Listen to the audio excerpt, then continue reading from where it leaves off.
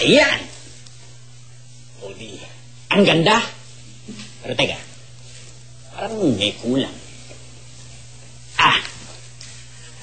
Mia, pakisunod.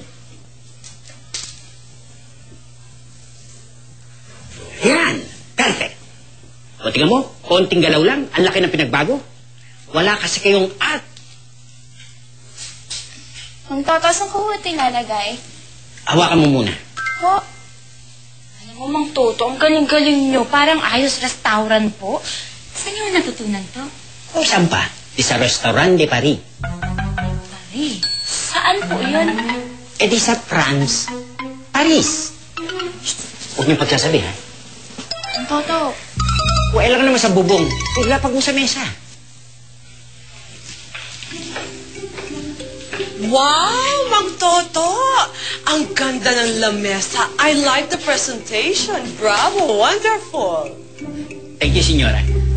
Nasaan yung mga bisita ko? Tinawag na po ni Roca, baka po pababa na sila. Oh, sit down, sit down. Muna kayo. Ganda.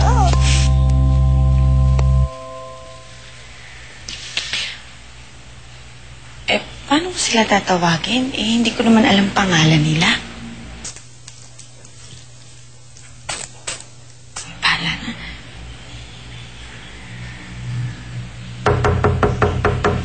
Senyorita? Sino yan?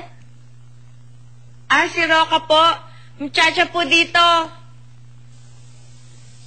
Roca, ano ba namang klaseng pangalan yan?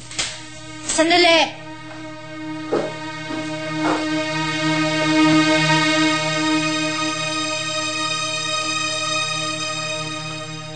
Atin na kang ngayon karibal kang senyorito Philip, no?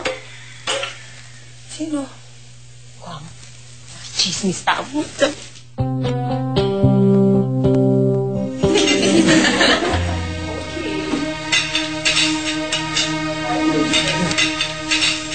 Ano bang itsura nung Roca na yon?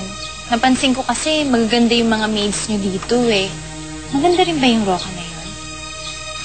Hindi siya maganda. Mabuti naman. Akala ko kasi maganda siya eh. Niisip ko kasi na may gusto sa kanya si Philip, kaya gano'n na lang yung pag-alala niya. O bakit relief ka? May gusto ka sa kuya ko, ano? Roca, may gustong ipahiwatig sa emo si Sir. Ano yung buri sa bilira ka? At burino ka. Burino kang Sir Philip. Higog mo yan. May gusto sa nana iyo. Sana. Talaga? May gusto siya sa akin? Oo. Dahan-dahan lang ang subo. Baka mahirinan kayo, ha? Ikamatay niyo pa yan. Ano naman ba kung satamaan mo? Hoy! Alam ko!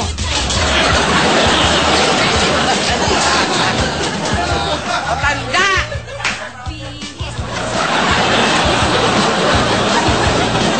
Tatanda mo na, sakang ano? Hey, it's okay. Hindi kita isusubong sa kuya ko.